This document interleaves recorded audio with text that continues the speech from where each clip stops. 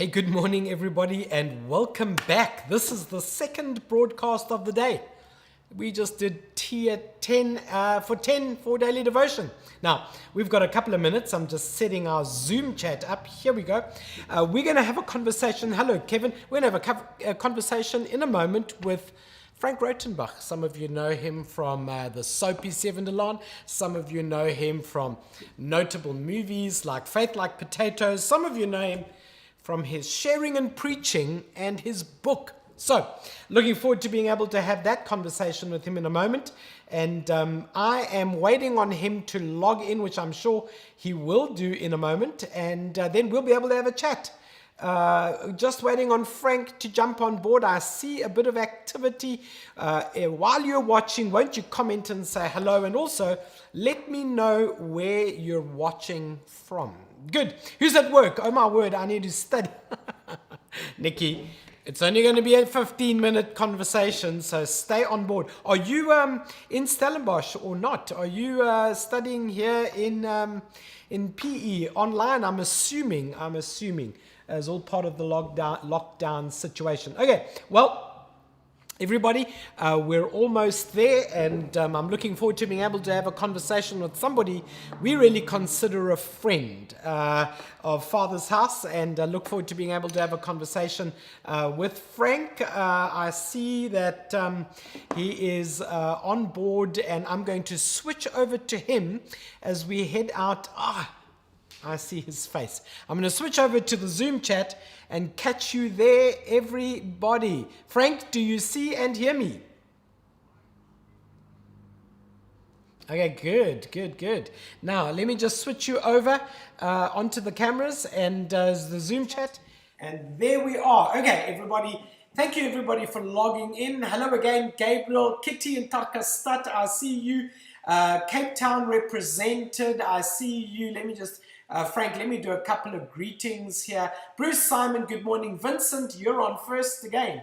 Listen, you're quick on that button, Vincent. You've been the first one to connect on every live stream. Good morning, Jackson Chabalala. Good morning, Teresa. Thank you for joining. And a couple of people saying they should be studying now. No, don't worry. Frank's got some stuff to share with you that'll probably help you with your studies. We're just going with that. Hey, Frank, you might have to give us the name of your cat there roaming around in the background. so the one that you saw in the picture's name's Riley, because she lives the life of Riley, and the other one's a bit skittish. His name's Mouse. So you have two cats, right? We have two cats. So Henry Mouse and Riley Cat. Wow, well, the guys are enjoying your cats, because I've got some comments here from Vincent and from Levi and a couple of others all jumping on board to say hello. Well, everybody, thank you for joining FHTV live broadcast. There we go. Look at that. Okay, you're winning a lot of awards right now. Hey, guys, so on Mondays, our broadcast schedule is daily devotion at 10. We started the book of Ephesians today. We called it the Believer's ID book.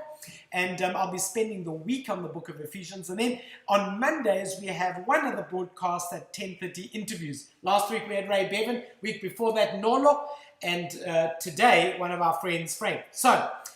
we're going to jump into that conversation and get you started. Frank, how's lockdown doing? Lockdown's good. I think it's good from this point of view that both my wife and I were able to continue working. She's involved with an online business, so they were able to continue working. And then I'm writing a screenplay, so and I had a contract locked before the lockdown. So it actually was, as far as we're concerned, this is the best conditions to do writing in. You lock down, you can't go anywhere. So. That's incredible. I'm interested to hear what that screenplay will be about. I'm not sure if you're ready to talk about it. No, I am. I totally can. It's actually based on my book, The Vagabond, Is Your Life Worth Living? So it's in the movie form, what's in the book. And obviously, we only have 2 hours in the movie to tell that story. So it's very different. And I think there's going to definitely be fresh perspectives on that actual journey that's going to be awesome for people to see in a movie form, Oh, very good. That sounds very exciting. I mean, something you've wanted to do. Ticks a box. Yeah, and I think also for me, what was really encouraging, and this is what I've been saying to a lot of people, is that in 2011, part of my story, it was really just the whole world fell apart for me. Everything I dreamt of in my 20s and 30s, not only had it not happened, it wasn't possible for it to happen anymore, at least from my perspective. And it was devastating for me. I had a panic attack and really felt that God had betrayed me and all that sort of thing.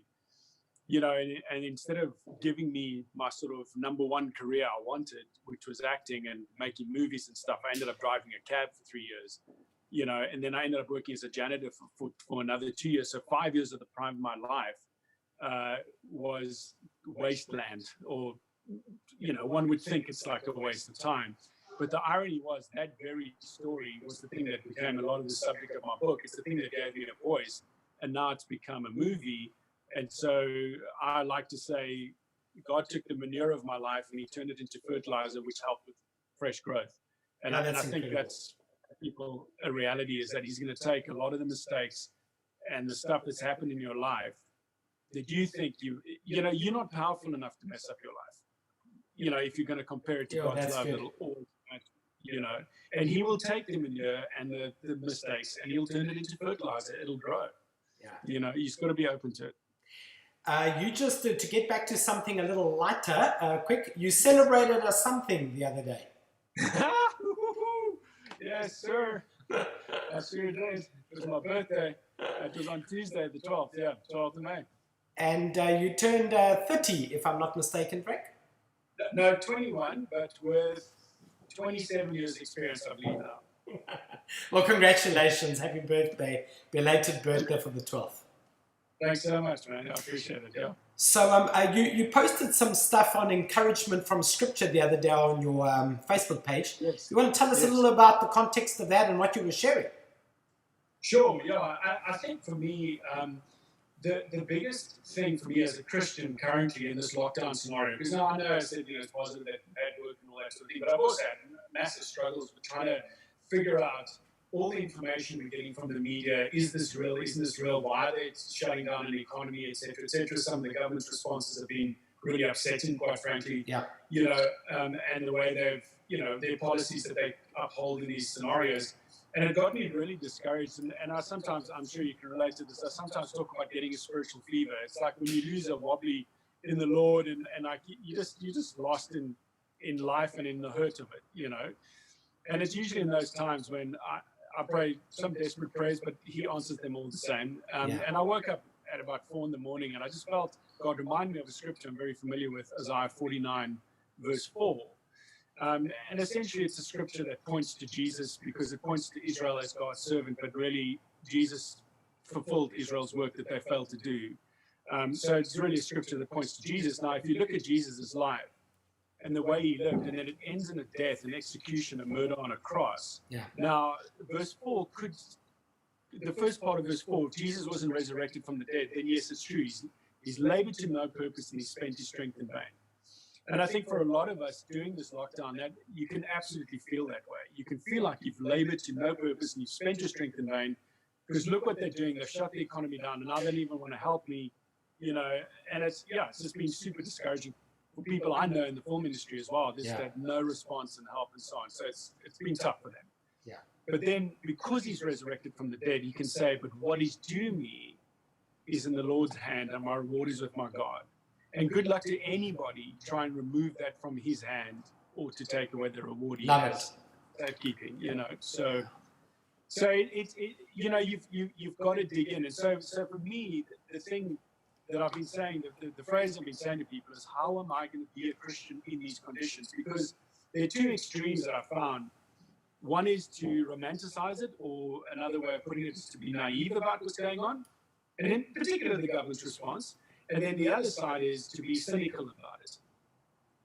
And those are the two extremes on the spectrum. And neither of those are going to serve you well, because it's easier to be naive or cynical. Either one of those extremes is an easier option than to dig into what is hope. We have hope in God. We don't have hope in ourselves or in the government or something. It's God we have hope in. And that requires wrestling. It requires wrestling with the word. It requires wrestling in prayer. And that's the thing I've been wrestling with, is to go, what is the truth in the scenario? Just one more thing. Jesus said, don't listen to what people say.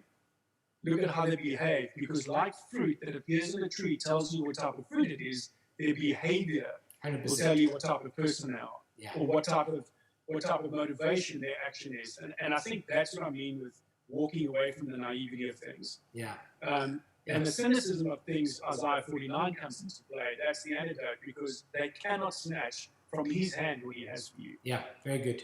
And the reward rests in God's hands, and we don't fight for it. He fights for it. And I think there's something really powerful about that. Yeah. Very good. Frank, you and your wife have settled back in South Africa? Yeah. How's that going? It's going great. I mean, and I say it's going great because, you know, as I alluded earlier, in 2011 we had our little moment of really just a massive reordering of life. Let me put it that way. And so, having come back to South Africa and then slap bang into this thing within 18 months, or you know, within 2 years of being back, this whole COVID thing, I feel in a way we've been prepped in how to deal with it and how to face it. I think I feel less naive about the South African situation. I certainly feel like, you know, the veils have been lifted and we can go, okay, I see your motivation for what you're doing, and this is my response. I think one of the things for me that having been back is that I have less of an attitude of like, oh, they are doing this and they are doing this, therefore I feel ripped off. Yeah, it's more of a case of, no, okay, well, they did that. Okay, what's our response going to be?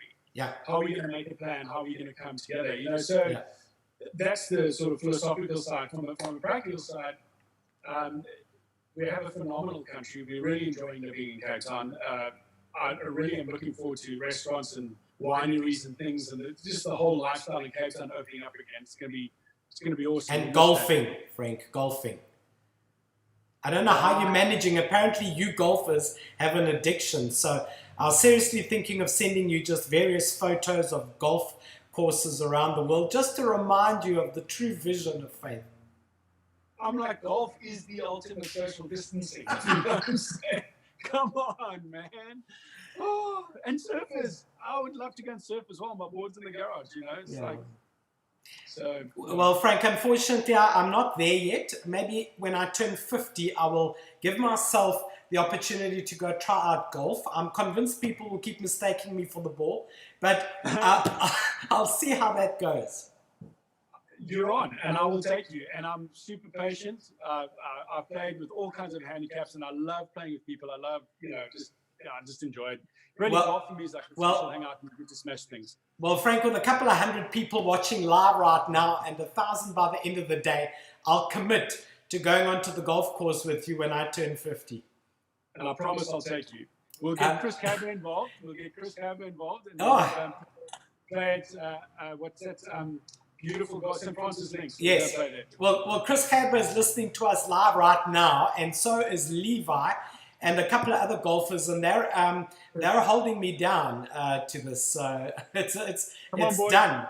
I'm seeing you. It's busted. Frank, when lockdown is over, do you see things being majorly different? I think so. I don't think we've seen the changes yet, and I'm concerned. I mean, I studied economics at university, so for me that's always a point of interest, and I've been looking at various economic papers that are being written, and you know, Business Day and various papers that write about it. I'm concerned about what that's going to look like, because I don't think anyone does know. Yeah. I don't think anyone knows the amount of, you know, damage that this has done, and certainly, in my opinion, my personal opinion, that the lockdown has gone on for too long. I think, and I'm referring to medical experts that have recently come out in the paper and have said there's no logic to what they're currently doing. So that's my concern. However, having said that, every situation like that presents opportunities. And so instead of going, oh my word, this has happened again, or they made so many mistakes, you've got to go down and you've got to say, okay, what's the new normal and how do I play in the new normal? And band together with other friends and people and ask information, read books. I'm constantly reading. I don't know how many books I've read in this time. And just you can either feel like you're the victim, or you can go, the conditions are tough, but how are we going to learn how to play better in these conditions? That's I think, my take on it. Yeah, I agree with you. And I think as far as post-lockdown, I think people's worldview and attitude is really going to set them apart. You're either going to sink or swim, and now we'll know. We'll know who you were all along. When other people make the economy buoyant, and other people make life buoyant, you can hide in the crowd. But right now, we're actually going to figure out what you were all about, where your stamina is, where your support system is, what your values are. It's all going to be exposed. And, you know, one of the things about low tide, despite the fact that I'm not a great surfer, is that you see where the rocks are, and it explains why the currents are there in high tide. And so this is a low tide moment, you know, and we're going to see where the rocks are in the economy as far as pitfalls, dangers. We're going to see who values people over money, and whether they're going to dismiss those they can't keep just for the sake of personal well-being. We're going to see who's going to think about the future of their company. I mean, I think it's a very revealing time. I mean, not something we want, but it's something we can learn from. And it's certainly going to reveal, even church life is sort of, you're starting to discover, you know, what's in the box of church, you know, because when you're not in times like this, the packaging is really exciting, and you know, you can get away with some window dressing and some whatever. Take all that away, and then you figure out what's in the engine room, you know. And I'm finding that remarkable. Have you noticed a bit of that?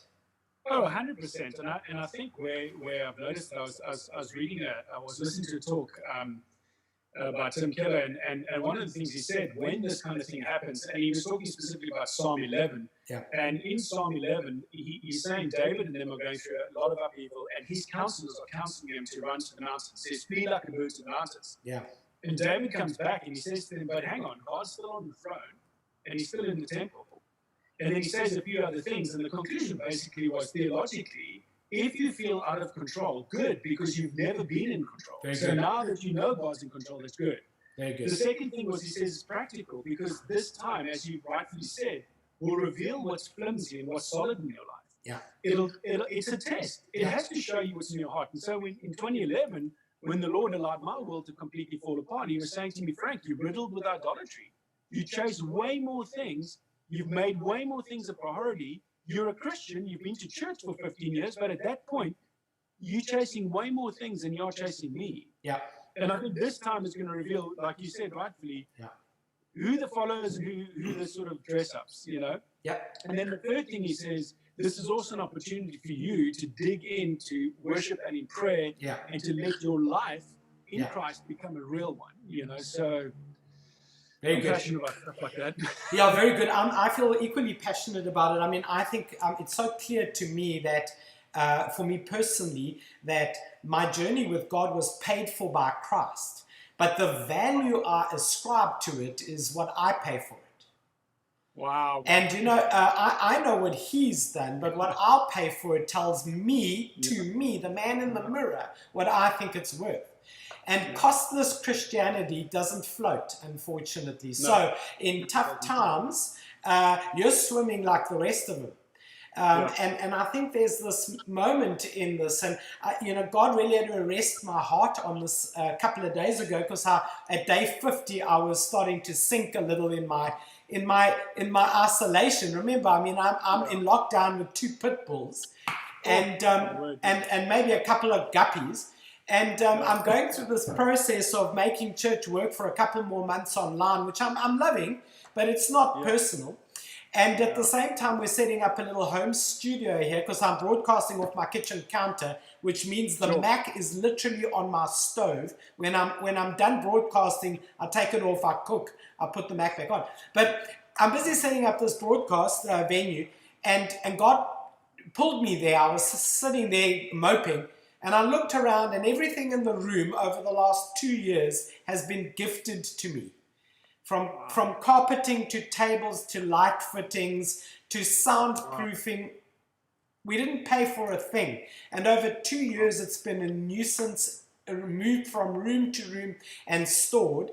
And I began to reflect on, you know, the stuff that you've lugged around that you couldn't find value in times of peace. Suddenly you realize you were fully equipped all along, and that's why you carried it, because now you need it. And it woke me up, just catch a wake up, that this pandemic or this situation or whatever happened in 2019, 2020, but you were set up for it from birth. And you're going to measure your timelines a little different, you know. We're so used to measuring things in days and weeks and months. instead of measuring them over destinies. Yeah. You know, it's a destiny of journey, and all the pieces are needed. I have great admiration for you in bringing that message into the church. I think, I hope your movie will do the same, as just bringing a realization that somewhere between dream and vision and application, there's a road, and that is life. That is the life. Well, I think. Just give me 1 second. One second. I'll be back now. Okay, no problem. Where are you at? I'm just had to grab my computer. I just had to grab my computer quick. Oh, good. There we go. I wanted to just say something.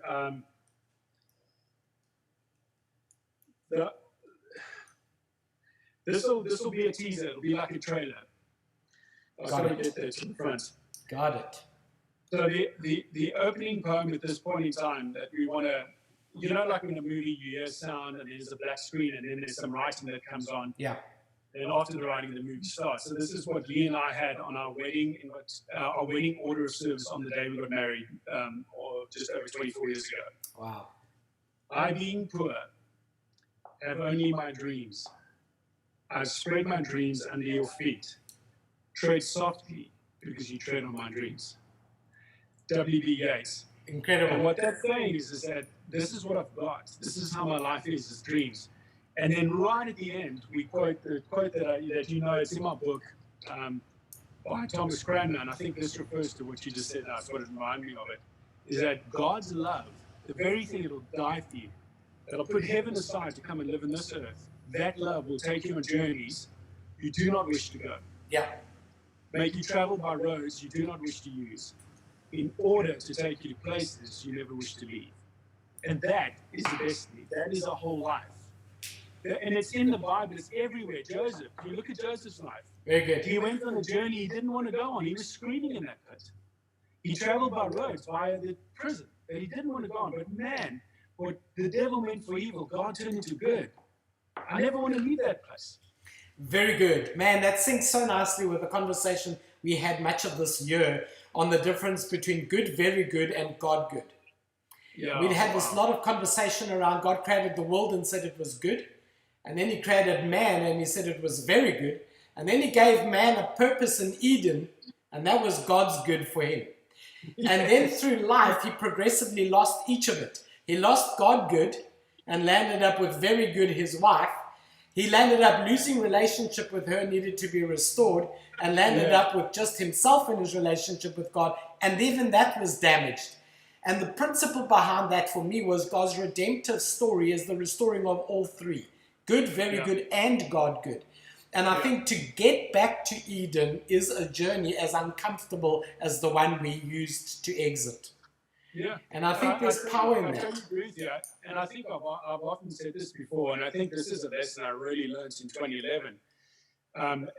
Two things. The first thing was I often say to young people, I hear them tell me, I just want to do God's will. I just want God to tell me. I said, are you serious? Because only until your will and his will clashes do you really know whether you want to or not. Yeah. Okay? Yeah. And the second thing was I remember in 2012, after a prophetic word and God really spoke to me out of Counterfeit Gods, Tim Keller's book and all this sort of thing, I realized that if I was going to follow him, it wasn't just going to be a sincere confession. Yeah. Was I willing to follow him into being a cab driver? And I didn't know that was going to happen. I just had to trust him.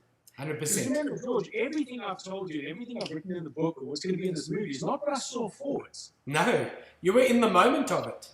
I saw nothing.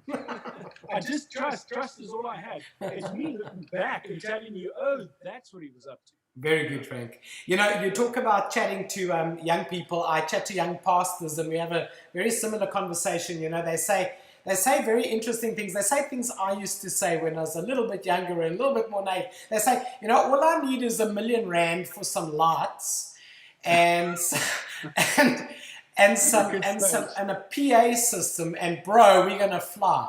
And over the years, I've come to realize the cheapest thing you will pay for in the ministry is your lights and your PA system. Wow. If that's what you think the cost is for setup and purpose, I almost, my heart almost breaks because I know the hill you're going to climb. Yeah. And it's a necessary hill because it's the vessel that carries the word that has to be shaped. The word is faultless. It needs no shaping. But the courier needs help. And the first 15, 20 years, I think, was just creating a courier, a vessel that can even carry the thing that had so much value. And I still think we miss it. And we still have to go back onto the potter's wheel and be reshaped a bit, you know? You know, Frank, one of the struggles I have chatting with you is that I don't want to end it. It's like a good massage. It's not going to end. We had the same conversation, similar experience meeting up with you in Cape Town not so long ago. It was like, oh man, I don't want to go now. But I'm looking forward to doing more of this with you, Frank, and keep us posted. Of course, we'll follow you on social media. Guys, follow Frank on social media on how the movie thing goes. But we'll have you either on the screen or in the house at church, in Father's house. I've got this thread of comments saying, why hasn't he preached more? George, go on holiday, get Frank to come. So I'm going to deal with that later today. But I really appreciate your time. I know you probably got a call there. I really appreciate... No. Someone just texted me. Yeah. I really appreciate your time, and we try to keep these things within a half an hour timeline. But I'd love to do this more with you because you resonate with our language and our culture, and I really appreciated your time. This goes onto our YouTube channel permanently, and I'd love for you to go read some of the comments. You've been an influencer in a lot of people's lives here, and they're bold enough to say so in the comments. And so I'd love for you to go read it. I appreciate you, and I appreciate what you and your wife are doing. And I appreciate the language of faith you bring to, I think, an increasingly shallow church world. Yeah. So thank you, Frank. Well, George, thank you. I deeply love you, and you're a great brother. And just thank you so much for loving me back and supporting us and seeing what we wanting to contribute. I love what you guys are doing as well. And definitely love being part of your church family and your community. And I remember when I visited you guys a few times, and just the kind-heartedness of the people there, and some of the mates, like when we met up in Cape Town again. Yeah, it was so good. So and when we get Father's house going in Cape Town, I'll be around there more often. I'll come and say hello, and have you come and say hello too. Hey man, Frank, we love you. Vineyards. Yeah, thank you, man. Yeah, I'd like to do that. That's the next thing. The best restaurants are at the vineyards, trust me. Okay, so when I turn 50, there's a list of things I got to get sorted out. Going to a vineyard is one of them. I don't think Spear is the only one. Okay, listen, Frank, thank you so much. Love you. Have a great day. Regards to your wife and to the 2 cats.